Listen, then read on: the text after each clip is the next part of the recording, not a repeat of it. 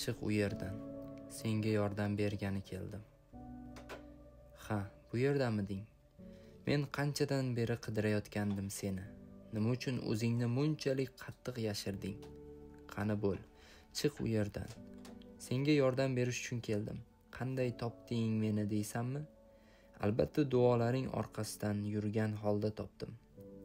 Buning hayron bo'ladigan joyi bormi axir? Har kecha Allohga duo etardingmi yo'qsa? Qara, mana duolaring mevasini berdi. Alloh bir uyg'unlik bilan meni yoningga yubordi. Qani bo'l, qo'limdan tut. Qayg'u chekma.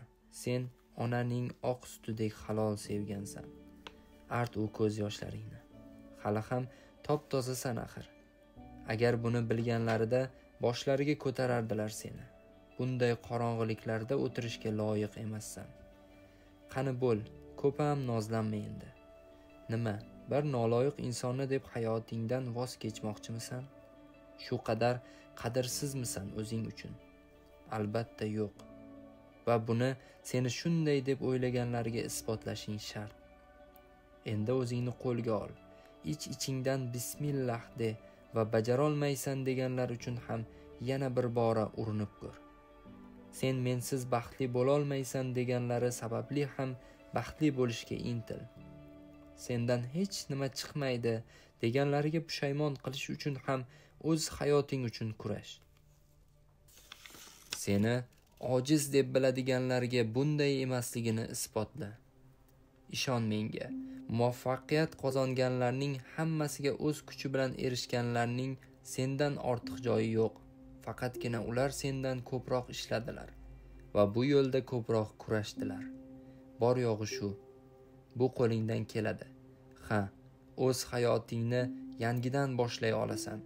Seni ojiz deb o'ylaydiganlarga bunday emasligini isbotlashga qodirsan. Sudralib, zo'rg'a yurishingni istaydiganlarga ko'rsatib qo'yish va qaytadan boshlash uchun ham qaytadan oyoqqa tura olasan. Taslim bo'lma. O'xshamayotgan bo'lsa mumkin takror urinib ko'r. Qilolmagan ishlaringga qayta hujum et. Shuni unutmaki, hech narsa qat'iyatli va qattiq ishongan kishidan ko'ra kuchliroq emas. Balki so'nggi urinishda taqdiring o'zgarib ketar. Balki oxirgi bir g'ayrat seni qutqarishga kifoya qilar. Bularning hech biri yuz bermagan taqdirda ham Alloh shuncha harakatingni ko'rib, uning hurmatiga senga istaganingni inshaalloh beradi.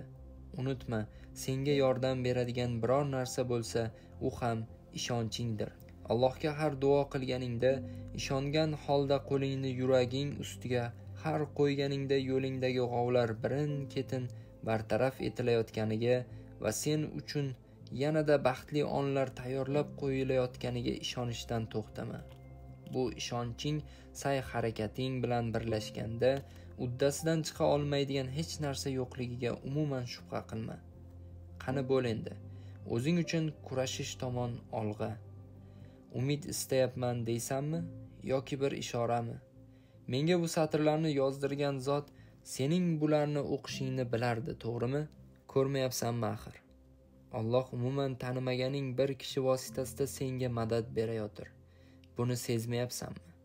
Xullas, Robbimiz senga yaxshi bo'lsin deya mening qalamimga mana shunday jumlalarni yozishni nasib etdi.